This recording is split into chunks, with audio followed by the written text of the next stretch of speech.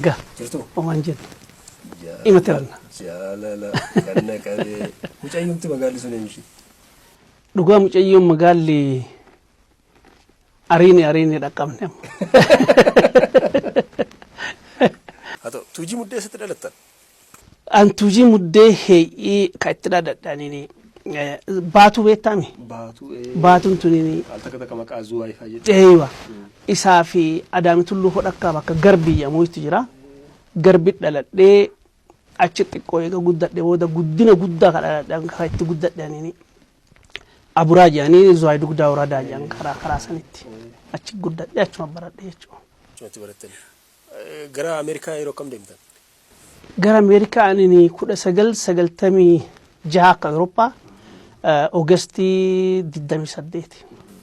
Jireenyuma kanatu haaluma yeroo sana biyya kana keessa ture? Haaluma san ka guddaan sanuma. Anammoo akkuma carraa ta'ee beektaa fuudhonni illee deemne gara Keeniyaa illee deemne maalii fi ani dura baqadhee ka deeme gara Saawudiiti. Gara Saawudii kanarraa fira qaba ture. Achi ture akkuma carraa ta'ee yoo an deebi'u oduman karaa deemaa jiru namni kootu DV guutii naan jedhan. DV kanan beeku maal akka ta'ee jedhan. Abbo maali DV'n Ameerikaa deemta. Ameerikaa abbo an firan qabu maali hin deemu jedheen. Kootu abbo maaltu si gahatini kootu guutii naan jedhan. Naqabaniituma kootu guutii naan jennaan. Hayi wanti kun Ameerikaa kanallee ani san dura namni wayii Keeniyaa deemii achirraa si baasaa maatii kee hojii abbo an ijoollee qaba haadha manaa qaba. Keeniyaan deemu baqadhu jedheen. Keeniyaallee namni Ameerikaa eessaan akka deemu hin beeku. Haga 1991 hin beeku. San booda na waamanii jennaan guunne gara nama 10 taana hoo guunne jennu 10 keessaa anuma qofa gahe. Namicha itti yaadin namicha waa takka hin jedhin DV'n si gahee naan jedhan. Hayi nagahee hayyee bareeda maarri jedhee san booda saniin bahe jechuudha carraan guddaan. Walleewwan hojjettan kaaseta lamaa fi san booda kolleekshinii illee nama wajjin akka hojjettan kan naaf himtanii kaaseta kana lamaan biyya kana keessatti moo Ameerikaatti kana hojjetan? Ka duraa ka amma jaalalaa ka jedhu irra jiru asii hojjedhe. Asii hojjedhe Daadimoos muuziqaa bee nama jedhamu ittu goobbarraa dhufee asii dalage. So isa gurguree kolleekshinii illee asumatti gadaa baandii hojjetalanne kaan ammoo biyyatti dalage badaa Ameerikaatti dalage. Mee jaalalaan jettu kana sagaleedhaan tarii hayyee jaalala kan naqabee kan mucayyoo magaalaa eessuma si argee jatantee laala jaalala kan naqabee kan mucayyoo magaalaa jaalala kan naqabee kan mucayyoo magaalaa eessuma si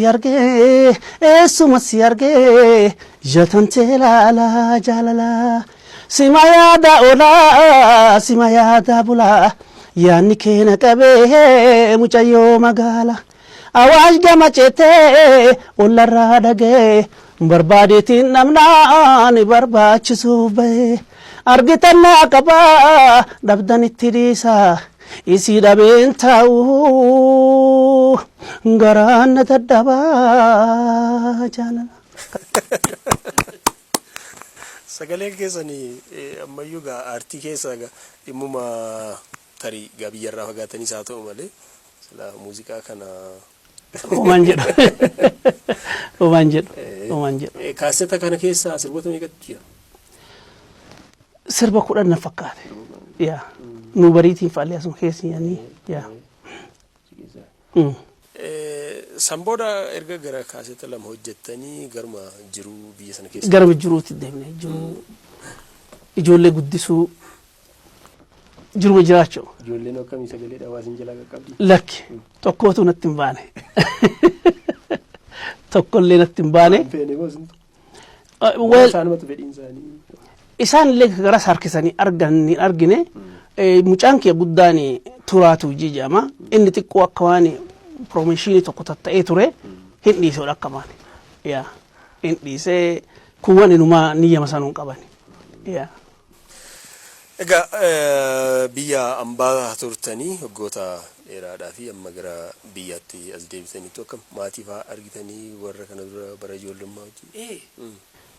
dhugaa ani biyya kana ka dhufe dura agartee gara waggaa 23 booda dhufe ka 23 booda dhufanii maatii arguun xiqqaa miti maaliif hojjettee ka du'e jira hiriyoonni nu wajji agartee turre jira ka waliin baranne jira kana hunda deebitee argitee isaan zihaaruun isaan nagaa gaafachuun ka du'e eebbisuun waa xiqqaa miti waa baay'ee si dhagaama kanaafuu ani abbaan kiyyallee agaanii uduma biyya alaa jiru amrii ta'anii sa'a sanitti dhufuun rakkoo ture eegama dhufe booda ka agartee sanillee ga'ee jedhee alhamdulillah nama baay'ee argine ka jiru ka du'e ka argine ammoo hin jira wal argine ka biyyatti illee deebine namni akkatu biyya ambaa kanarraa dhufe maallaan jedhee waa hundannatti jijjiirame horii dhumti gurguddaan duraan beeku horii kun xiqqaattee kan argee namni kunis fuullisaa faanatti xiqqaatee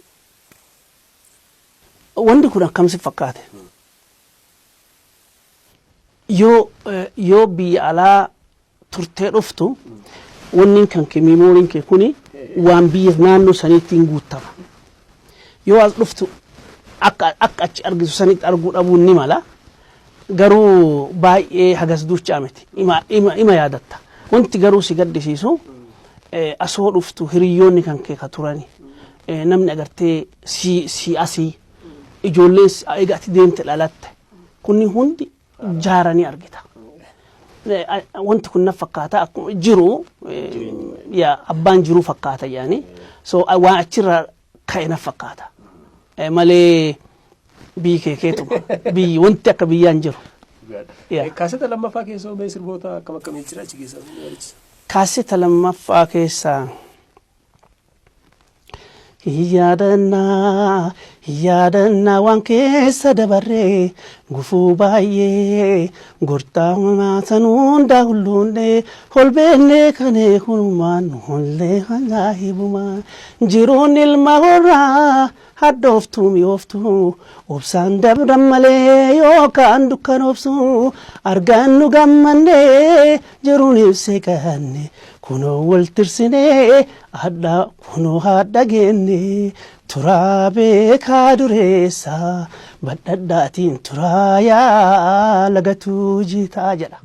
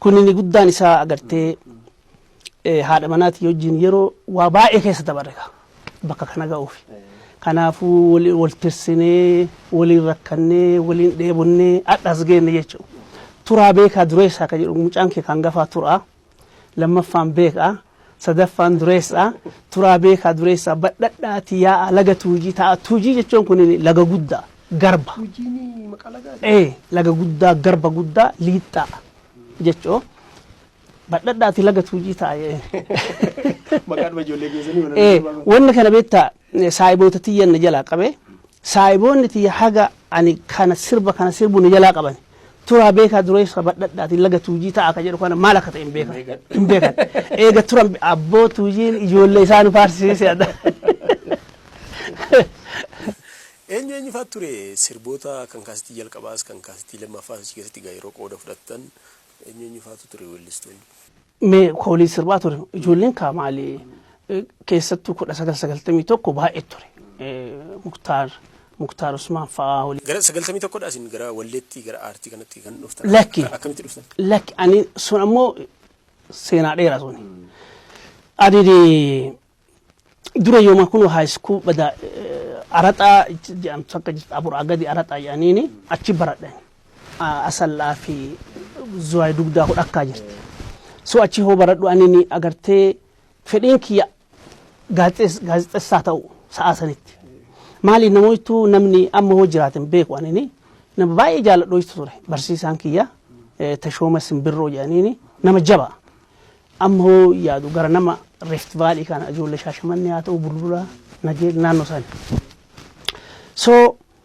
yeroo kubbaa na barreessisiisa barreessee kun sanbata guddaa miree kubbaan ka jiru amma kana barreessee wajji duree ganama ijoollee dubbisa so anan afaan amma journalistii ta'a fedhiin guddaa ture amma doo'illee dalanna ture oduma akkana jennu amma kifilii jaafixee gara aburaa hoo gaddabaru kifilii torbaa hawwisoo jiraachi amma hawwisoo san keessa seene gara aartii jalqabee jechuudha san booda achi maaltee high schoolii dabaree yoo asallaa dhufu poolisiin poolis saraawwitii muuziqaa tiyaatir ka ji'antu ka asallaa jira ji'atti birrii 100 Itoophiyaa nu kafalaa sanbata achi dalanna nu amma dureessa ka birrii 100 arganna ijoolleen nu ladda'anii coornaaqee jira qabaatan yoo san so achirraa jalqabe guddina isaa san booda muuziqaa barachuu as kolfee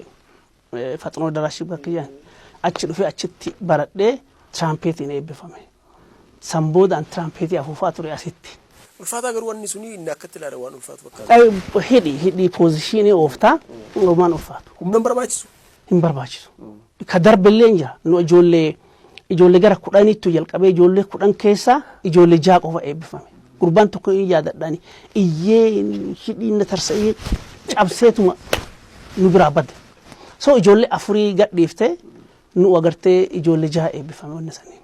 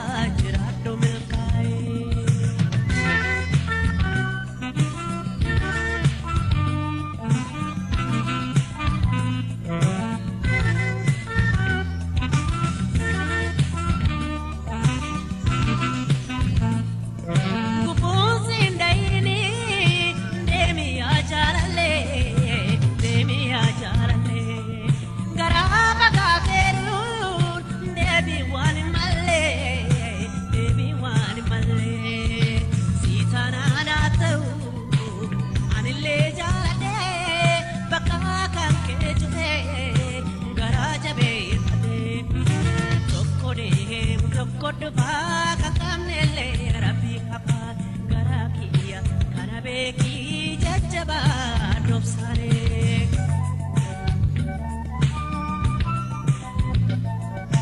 Tokko deemu tokko dhufaa kan qabnellee rabbii hafaa garaa kiyya kana beeki jajjabaa dobsaalee.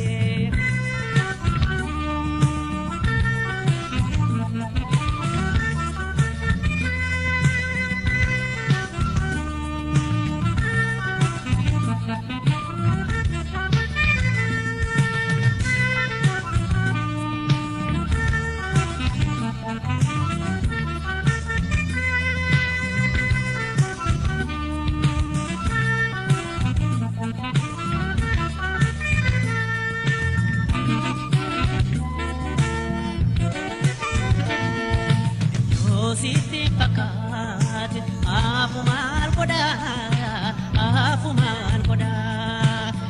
anam pasti pane namu mata kaba unju mata kaba nadim nansi dise nagana chai bakadem te tunda jerhadu melkai.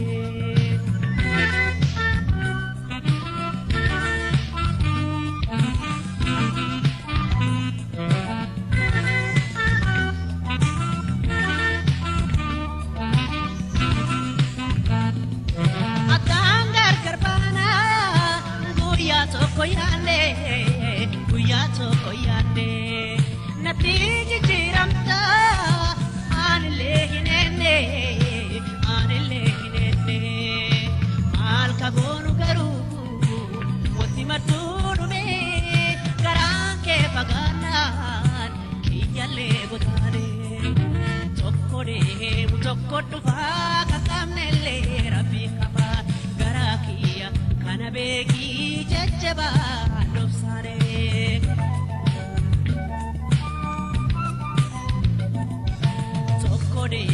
Tokko dhufa kakamnele rabbi kaba garakiya kana beki jajjaba dobsare.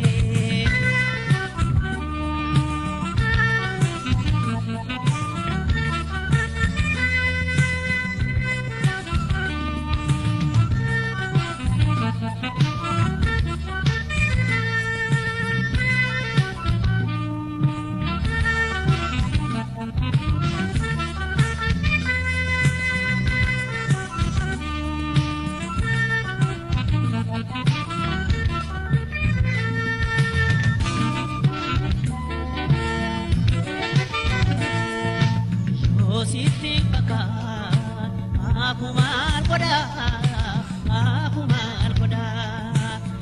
anam pasti pane namu mata kaba narim nansi dise nagana sai bakadem te tunda jerhadu melkai.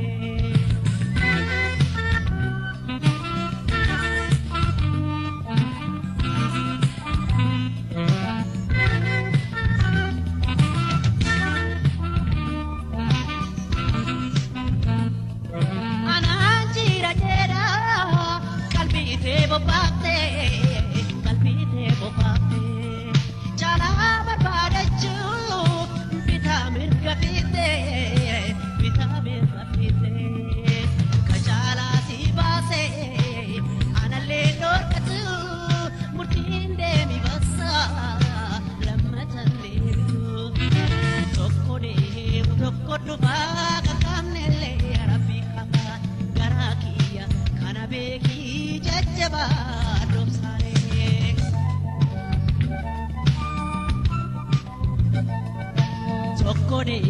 Tokko dhufa kakamnele rabbi kaba garakiya kana beki jajjaba dobsare.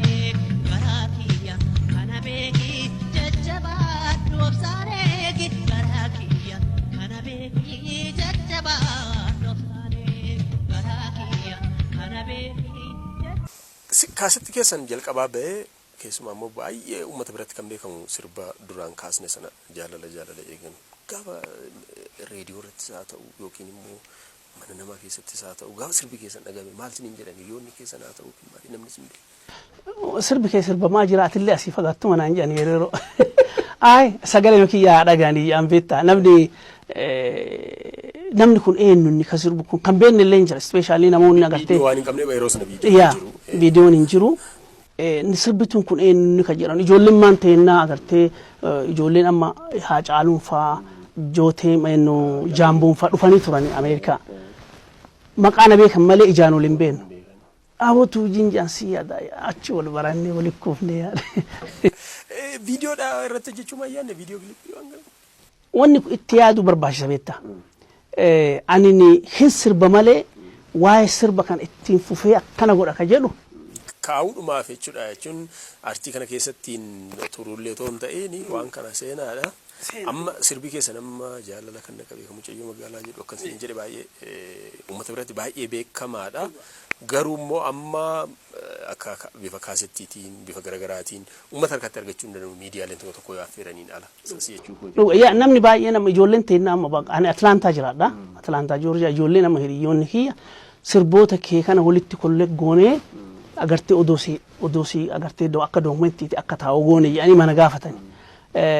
Anillee ima fedhaa garuu hunduu kaa namni gamaa gamana fiigaa gaafa kana akkana goone jettee gaaftee murteessitu hin jiru. So sansantu nu qabe malee namni waan ofii dalagee jedhe sirbi beektaa fedhi. Fedhiin kunini waan jaalatu tokko hin gootaati. Yoo sii guutuu dhabe immoo wanti gootu hin jiru. Ado artistii Tuujii Muddee gaaffii deebii keenya gara xumuraatti deemaa jirra. Waa hedduu kaasuu dandeenya gabaabsineetuma yeroo isin qabdaniinis hojii wal qabsiifnee gatarii biyya kana keessa yoo turtanis bal'inaan wal arguu dandeenya waltajjii garaagaraa irratti. Mee aartii yeroo sana isin keessa dabartanii akkaataatti dhamaatan akkaataa walaloo yeedaloo namni walirraa fudhatu wal jajjabeessu isa kana aartii kan ammaa isin halaaltan mee kallattumannaa keessan maal jettu namoota aartii kana keessatti qooda fudhataa jiran? Yaa aartiin Oromoo dhugaa durirraa jalqabee ispeeshaalii waa'ee qabsoo irra akka hundaa'e baay'een isaa amma fakkeenyaaf namni gariin keessattuu barreessituun jajjaboon waa'ee Oromoo kana waa'ee Oromoo yoo barreessani hunduu waa'ee qabsoo irra hundaa'e kanaafuu sirbitoonni ispeeshaalii waa'ee kanaan galii argachuu irratti ka Oromoo qofallee utuu hin taane kunillee sanuma haa ta'u ammoo kenna akka jalqabeen guddinaan akka jalqabe ka 1991 akka biyya kanaatti 83 na fakkaate sambooda guddataa deeme. Sirbituun illee itti baay'atee sirbituun kennallee hin ka'e akkuma jiru. Uummanni kennallee bareeda. Amma rakkoon jiru maali? Sirbituun Oromoo akka agartee sirbu kanatti galiin qabu. Namni kenna Oromoon miliyoona 40-50 jenna. Odoo innummaanuu agartee uummanummaa Oromoo qofa sirba Oromoo ijoollee Oromoo baaftu kabitu ta'eeyyuu bakka biraa wanti ati hedduu hin jiru. Haa ta'u kanarra hir'inni hin jira guddinni aartii Oromoo garuu sadarkaa amma gahirraa hoolaaltu baay'ee bareeda. Siboonsaa sirbitoonni jajjaboon ba'anii jiranii sirbitoonni kunniin addunyaa irratti illee agartee warra dhiyaatee sirbuu danda'u ta'anii jiranii kun baay'ee nu gammachiisa dhugaa. Kabajamtoota daawwattoota keenya artistii Tuujii Muddee wajjiniin turtii gabaabaa qophii keenya harka fuunee kan nuti taasifne Tuujii bal'inaan yeroo biraan walitti deebinaa ammaaf ulfina guddaa argadhaa jira. Galatoomaa fayyaa ta'e bosona.